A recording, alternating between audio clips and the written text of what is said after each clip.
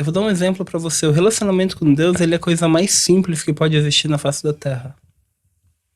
Muitas vezes a gente complica porque a gente tem uma visão de algo assim muito absoluto, muito difícil de obter, algo muito... Mas não. Se você for ver, por exemplo, eu moro na Índia, eu passo uma média de 9 meses por ano na Índia. E na Índia você vai ver as pessoas mais simples da face da Terra. E mesmo aquela pessoa mais pobre, quando você vê a devoção que eles têm com o relacionamento com uma deidade, com Deus, com o templo, você fala assim, não, eles são bilionários, são trilionários. Porque, vou dar um exemplo pra você, tem uma história de Krishna, que tinha um amigo de Krishna de escola, o nome dele era Sudama. E esse amigo de Krishna, ele estudava na mesma escola, Krishna era um rei, né?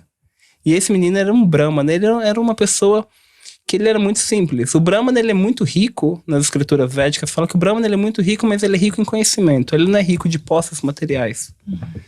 Chegou um ponto na vida dele, que ele era tão pobrezinho, que a esposa dele falou assim, eu não aguento mais.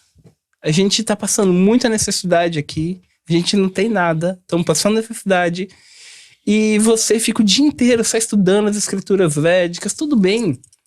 Mas por mim, por favor, vá até seu amigo Krishna e peça algo pra ele. Peça algo, de coração mesmo. Aí ele ficou assim, mas o que eu vou pedir pra Krishna, né?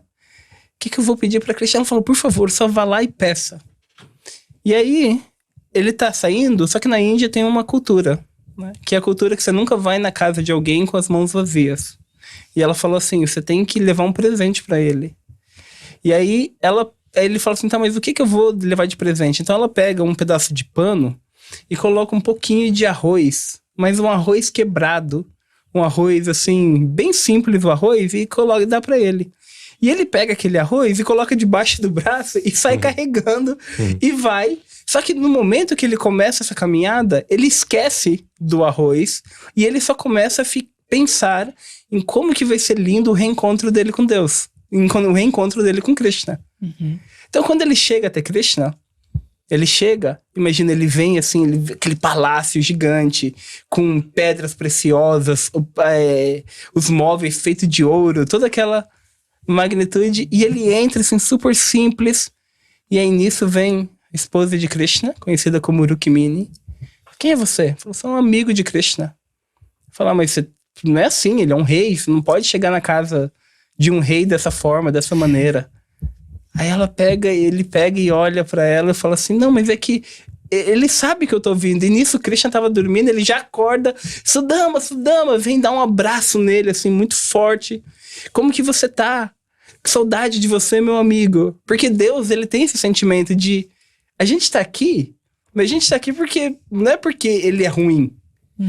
Dentro das escrituras védicas, descrito que no momento da criação, a gente tá olhando essa criação e Deus, ele olha pra gente e fala assim, olha o que eu acabei de fazer. Olha o brinquedo que eu acabei de criar. Aí você fala assim, a gente olha pra ele e fala assim, mas posso brincar com o seu brinquedo? Fala, você tem certeza? Você tem certeza que você quer ir lá? Eu tenho. Ele, tá bom, então vai. Pra Deus, isso é uma fração de segundo, mas quando a gente chega aqui nessa, vamos dizer, nesse mundo que a gente tá, nesse nível que a gente se encontra, então aí começa toda essa trajetória do caminho espiritual. Então esse encontro de Sudama com Krishna, ele representa exatamente esse encontro de nós, alma, reencontrando Deus novamente. E quando ele reencontra, o que ele fala?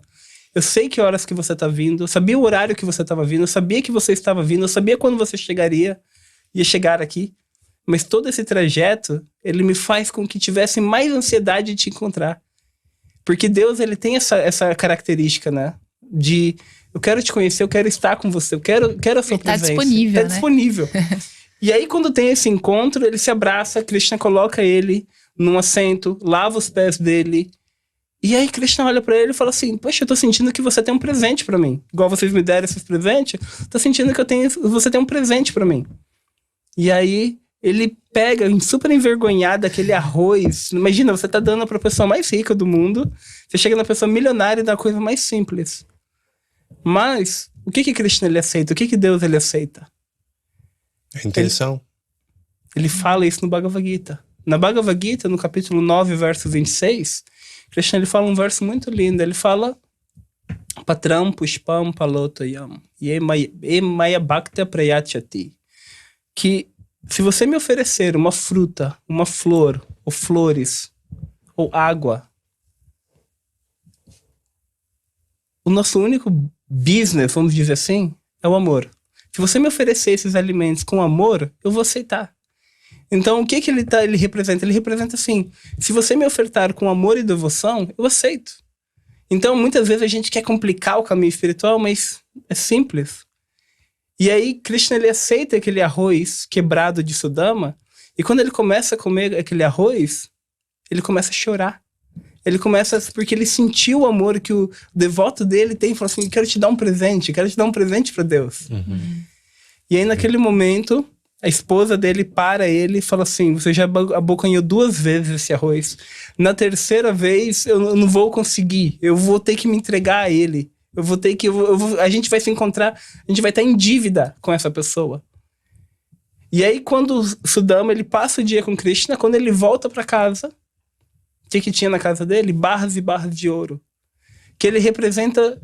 E no caminho de volta, tem até um detalhe que ele nem parou para pensar em pedir. Ele passou aquele momento dele com um amigo dele querido, mas em nenhum momento ele pediu. Ele falou assim, eu quero dinheiro, eu quero alguma coisa, me ajude. Não, ele só foi com a intenção de ver o amigo dele.